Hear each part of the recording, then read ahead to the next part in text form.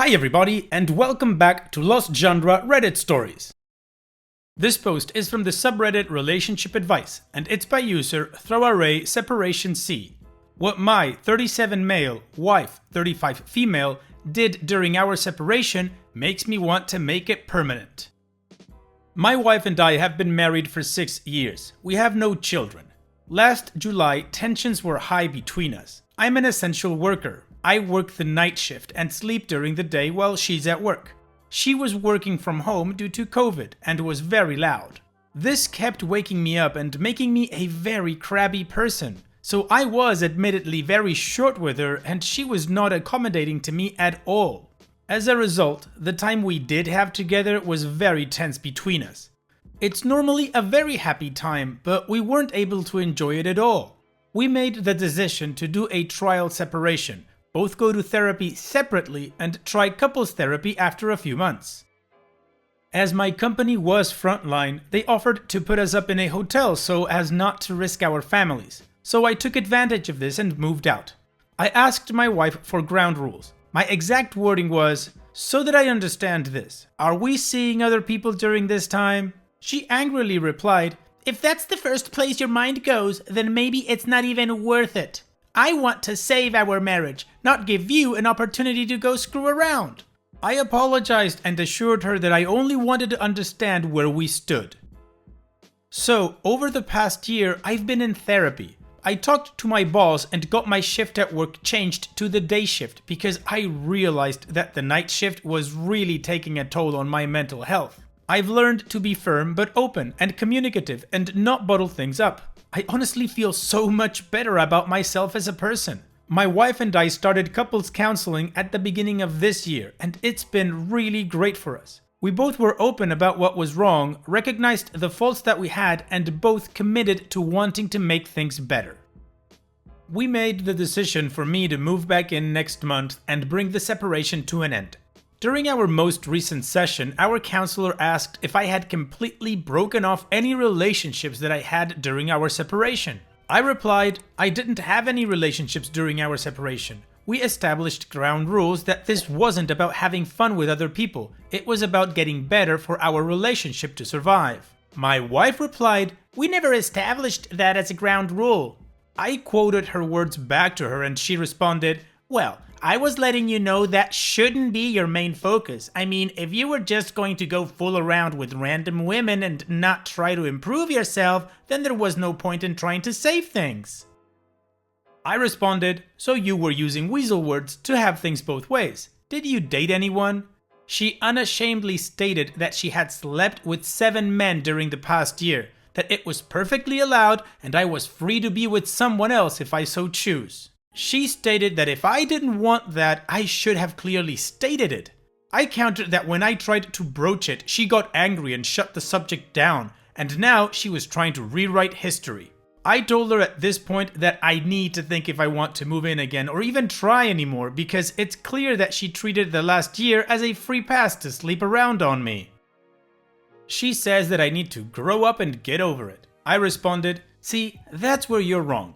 I don't need to do either of those things. I just need to get over you, and after today, I feel like that's going to be the easier thing to do." She insists that I'm in the wrong on this and that when you're separated, it's completely understood that you're free to see other people.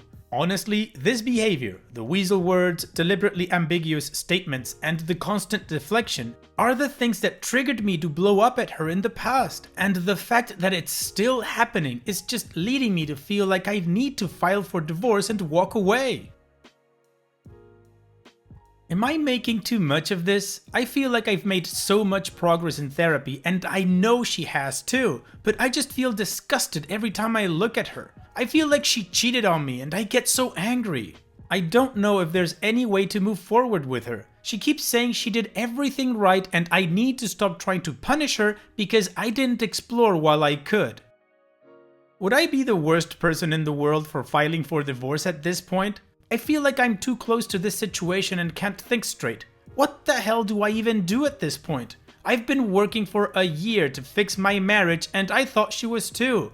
Now I feel like we've been working on opposing teams. Okay, OP, I'm gonna say it. Your wife sucks. I think you should file for divorce and walk away. Personally, I cannot respect people that when it comes to relationships just constantly like to live in the gray. It must be incredibly exhausting to live with somebody like this, that everything is always hidden in the fine print and you don't really know if you're certain about things because they keep gaslighting you with this kind of crap. If I would have been in your position and I would have had that interaction regarding, hey, are we allowed to date other people, and she reacts like that, I would have understood exactly the same thing as you. And her response saying that it was never written as a rule or something like that, get the F out of here with that crap, no. Now, the silver lining regarding this whole thing is that you improved yourself, you feel good about yourself, you feel better, and actually now you know your wife's true colors, so you can move on to better things. And what do you guys think? What would you do if you were in OP's shoes? Let me know in the comment section, and now let's move on to the community comments to see what they said. Little Kwangan says, I was a permanent night shift nurse for many years, and I feel that pain of having people disturb your much needed sleep. It's even worse that she was so disrespectful while disturbing yours. I have a few questions I'm hoping you can clarify, please. Did you and her continue to sleep together or at all during the year of separation? And what did the couple's therapist say in response to her revealing this? I fear that the trust has been broken now, and I'd never be able to recover from that personally. It's brilliant that you spent your time really working hard to get to know yourself and make positive changes, but she will not be able to benefit from this because you deserve better than her. You deserve equal effort and respect. I really liked your response to her, and I think moving on is your best move here. And OP responds, no, we did not. The therapist asked me why I believed that the ground rules were set. Then, when she responded, she asked us how we could better communicate with each other and be clear in our meaning. Thank you for your advice and kind wishes. I appreciate it. Stella Coachella says, divorce and move on, no trust, and that will eat you alive and cause you to be paranoid 24/7, and you'll think you're insane and crazy when you are not. Cheap Challenge says, she definitely cheated. She got upset at you for bringing up sleeping with other people, so she wanted commitment during the separation, and she cheated on you during that commitment. Just move on and be happier. She obviously will only bring you misery. Additional information from OP's comments. First, here's an explanation of weasel words. I actually learned it in a journalism class in high school, and it's a term my therapist used when I described how my wife would answer questions. It's an ambiguous response or statement meant to mislead the questioner. So I might ask you, did you go out to the bar last night? You laugh and say, you know that I work every Saturday night. Now, when I later see photos of you at the bar on Saturday night and confront you, you reply, well, yeah, I was off that night. I didn't tell you I wasn't there. You didn't ask if I was off that night. I totally forgot and just went to my default. I figured the conversation was over. Here's another example. Were you at the bar last night? Why do you ask? Person A say he saw you there. I thought you were visiting your mother. What made you think I was visiting my mother? You said, my mom's not feeling well. I'll be back later. I never said I was visiting her. I was just letting you know. You just assumed. Now, she realizes that my frustration at being woken up was justified and that she needs to be more considerate of my feelings and needs. She used to give me half answers, mumble, or answer a question with another question rather than give a straight answer. This would always lead to fights. While she's come a long way, and admittedly, the weasel words were prior to our separation, she's still using the same justification. I guarantee you, if I'd come out and admitted to sleeping with people during our separation, I did not, for clarification, she would have immediately said we had ground rules. Not admitted to the men she'd been with and made me feel like I betrayed her. There's just no winning with her. Our therapist asked me why I believed that we had established ground rules. I quoted my wife back and said that when I had broached the subject, she became angry and stated that it was the wrong mindset to have for separation, and to me, that was her saying we weren't going to date other people. My wife responded that we had never talked about it beyond her saying that it shouldn't be my focus. We hadn't established ground rules, and I had just made assumptions without bothering to state my understanding to her. When she said 7 men, even our therapist looked very taken aback. I had no intention of seeing anyone else. I brought it up specifically to address this situation. If she told me she was going to be sleeping with other people during this separation, I would have just moved right into divorce. After she got upset, I said, "I'm sorry, I don't want to be with anyone else. I wanted to know where we stood and what is happening during this separation. I'm sorry for upsetting you. That wasn't my intention." She slept with other people because she left it ambiguous enough for me to believe neither of us would, but also for her to be able to blame me for not being clear afterward. Had I not said anything, she would have relied on the other part of her argument, that everyone knows when you're separated that you just see other people. I can't even look at her right now without feeling disgusted and angry. Yeah, weasel words and that stuff sounds a lot like gaslighting to me, and your wife is a pro at that, OP, so yeah, leave. Anyways, let's move on to the update to see what OP ended up doing. I've gotten a few requests for updates, and as much as I'm embarrassed over this whole thing, I think it helps to get it out. We're getting divorced. Shortly after the big revelation, our counselor asked to speak to me one-on-one. She told me, "You need to walk away for your own health. You've made so much progress and so many positive changes. This won't work unless you're both trying, and Tina is not trying. This can't be all on you because she'll keep dragging you back down." She told me that she was crossing a line by telling me what to do, but she literally could not sleep after finishing up our session and seeing the look on my face. She was crying as she said this to me. She told me she was breaking the rules, but she didn't want me to suffer when she knew where it would end. I'm so thankful because removed from the situation, I know she was 100% correct. When I thought about it, she's right. I've been using this time to become a better, more rounded person, while my wife has been using it as a free pass to act like a teenager and has kept up the deceitful gaslighting behaviors that plagued our marriage for far too long. When I told her it was over, she broke down sobbing. She begged me not to leave, told me that I could have a free pass to go do what I wanted to get even, and swore that if I'd been clear, she never would have touched another man. I have to admit, I felt myself wanting to say yes because for a second she was the woman I fell in love with again. But it was just a second that I knew would end, and we'd be back to walking on eggshells and playing head games soon enough. I told her that we both deserved better than the people we had been to each other, and the fact that she thought I wanted revenge and still blamed me for her actions told me that she hadn't learned to be better. She told me she'd do anything to make it work and asked what I wanted to see from her. I told her that I'd seen everything I needed from her, and if she could only be better when divorce became a reality, then she hadn't made the progress I believed she had before that session. She never accepted her manipulative behavior or use of weasel words. She simply apologized for the misunderstanding. Her original line was that no ground rules were set and she did nothing wrong. Now, it's that she wasn't clear and we misunderstood each other. She has not apologized for her behavior or twisting words. Anyway, I served her with papers and I'm moving forward with the divorce. She asked me to please resume counseling sessions, but I refused. I know it's the right decision, but I feel very conflicted. There's something inside me that feels like I'm doing wrong, even though I know it's the only way I'll eventually be happy. Well, OP, you probably feel bad because it sounds like you're a good person and she's taking advantage of you. My answer to the question, what do you want to see of me, would have been a lot less than what I've seen so far. I don't want to see you at all. Bye-bye. Anyways, thank you for sharing, OP, and all the best in the future. Now, let's move on to the next post.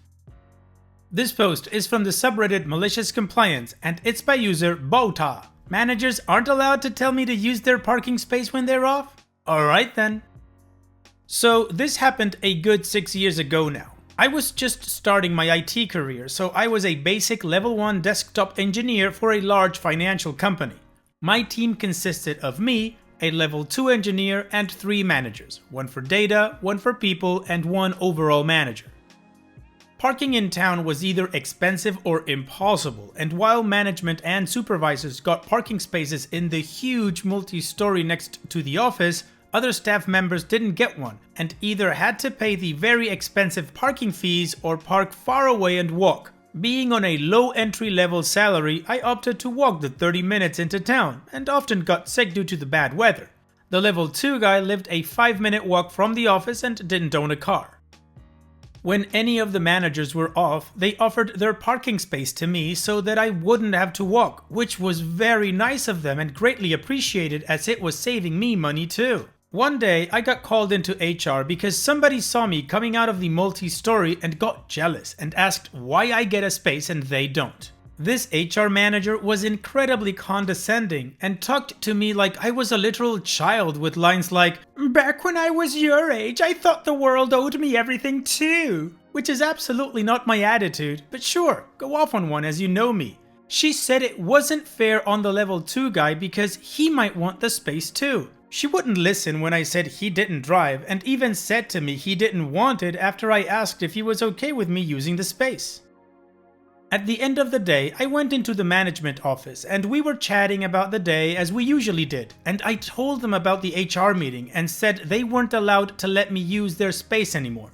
The data manager then had a genius malicious compliance suggestion. She was a very selfless soul who sacrificed much of her time to help other people, and this situation rubbed her the wrong way and she wanted to do something out of spite. She said that whenever any of them were on holiday, they'd just tell me that their parking space will be empty for the duration, not specifically that I can use it, which is what we were told not to do from HR. So the next time they were on holiday, I parked in their space, and after a few days, somebody else got jealous and tattled to HR again. I was dragged into a meeting and asked why I was using their space. I said that I just took a chance on an empty space I found in the multi-story. They were rented, not pay and display. She went and asked the data manager when she was back if she said I could use the space, to which she said, "No, I just said goodbye before I went on holiday for 2 weeks." HR then told her I was in her space in her absence and asked her if she wanted to raise a complaint against me. She said, "No thanks, I wasn't using it anyways." Their hands were tied and there was nothing they could do to prevent me from using the spaces, as they are allocated privately to the individuals for use even outside of office hours and only reclaimed when they leave. OP's edit. I'm going to address a few of the common questions and comments. 1. Not in the US, so I couldn't claim back parking as business expense against taxes. 2. Lots of people talking about not being able to get sick from bad weather. Really? That's the part you focus on? It was by far my worst year of sickness. Maybe it was the exposure to other people on my walk. I don't know. I'm in IT, not a doctor, but it definitely had an effect. 3. Our contract stated that any perk, parking included, was not to be delegated to anybody else, including friends, family, or other staff members. So yes, HR had the power to question this and put a stop to it, until we found a loophole, of course. And 4. I am now well aware of how effed it was to have 2 engineers and 3 managers, but honestly, I didn't think much of it at the time because it was my first job and I had no idea how actual businesses were structured. Alright OP, well that data manager certainly got a really good workaround. Awesome malicious compliance, thanks for sharing. And it's that time that we've reached the end of the video. I hope you enjoyed today's stories. I really did enjoy reading them to you. So if you did, then don't be shy and go ahead and give the video a like. And don't forget to subscribe or even share this video with people that you might think will enjoy my storytelling. Also, if you have the time, go down to the video description and check out all the links I have for you, from our Discord community to my channel merch. And finally, I'd like to say thank you for watching. It really means a lot to me that you enjoy my videos. And having said all that, I'll see you guys in the next video.